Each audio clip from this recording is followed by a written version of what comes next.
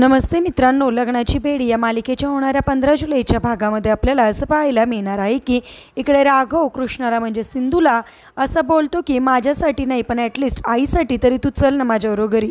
त्यानंतर इकडे सिंधू म्हणते मला विचार करायला वेळ दे। त्यानंतर राघव तिच्याच दारामध्ये थांबतो आणि म्हणतो प्लीज मी तुझी वाट बघतोय कृष्णा आणि तू येणार आहेस मला माहिती आहे। तर इकडे सिंधू विचारच करत असते। त्यानंतर पुढे आपल्याला असं पाहायला मिळतं की राघव त्याच्या घरी येतो त्यावेळेस डायरेक्टली राजश्री त्याला असं म्हणते की काय झालं, कुठे माझी सिंधू नाही आहे का रूममध्ये असं म्हणते आणि ती डायरेक्टली सिंधूच्या रूममध्ये जायला लागते।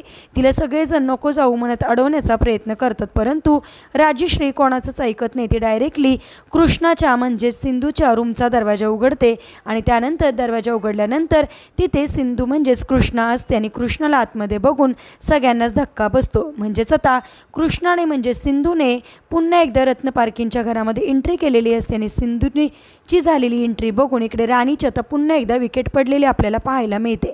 असेच मालिकेच्या पुढील अपडेट्ससाठी तुम्ही आपल्या रंजक मराठी चॅनलला नक्की सबस्क्राईब करा। थँक्यू।